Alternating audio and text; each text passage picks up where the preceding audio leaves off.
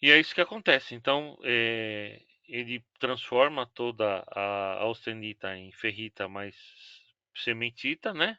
A gente vai olhar no microscópio, a gente vai ver ferrita mais perlita. E a mesma coisa acontece quando a gente está aquecendo, tá? Quando a gente está aquecendo na temperatura ambiente, a gente vai ter como fase ferrita mais cementita, como microestrutura ferrita mais perlita, né? À medida que ele chega na temperatura de 723 graus Celsius, começa a transformação. Parte daquele material começa a se transformar em austenita. À medida que eu aqueço, que ele atinge os 912 graus, né? Ele transforma toda a ferrita, que agora consegue dissolver o carbono que está contido nela, por causa da temperatura em austenita, né? Quando chega lá na temperatura de 1394, acontece o contrário. Toda a austenita se transforma em ferrita delta, né? E quando chega em 1538 graus, né? A depender do material, daí para baixo, né? Ele transforma todo o sólido em líquido, tá? E todo esse caminho é que vai determinar qual que vai ser, né, a microestrutura do material quando a gente estiver fazendo resfriamento, né?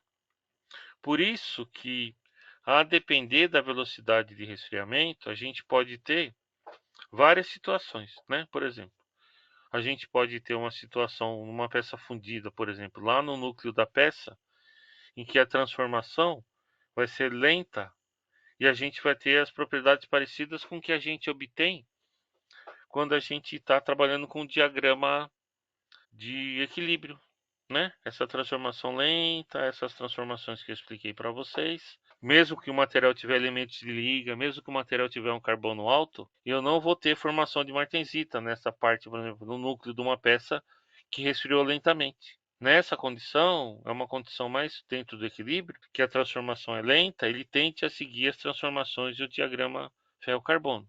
À medida que eu vou para perto da interface de resfriamento, a depender da reação metal-molde, né, ou se o processo de resfriamento foi acelerado ou não, a gente vai tender a ter uma microestrutura que com produtos de transformação com dureza maior, né?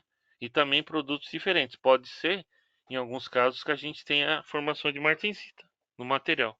Então você olha para a superfície do material, você vê uma microestrutura martensítica, um pouquinho mais para o núcleo você vê uma microestrutura bainítica, aí um pouquinho mais para dentro você vê uma microestrutura com uma perlita fina, né?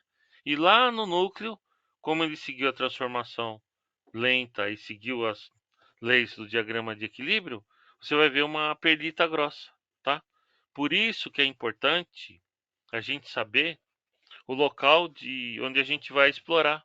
Quando a gente está fazendo metalografia, que a gente corta a peça, a gente tem que saber o local onde a gente está fazendo a retirada do pedacinho que a gente vai levar ao microscópio para olhar.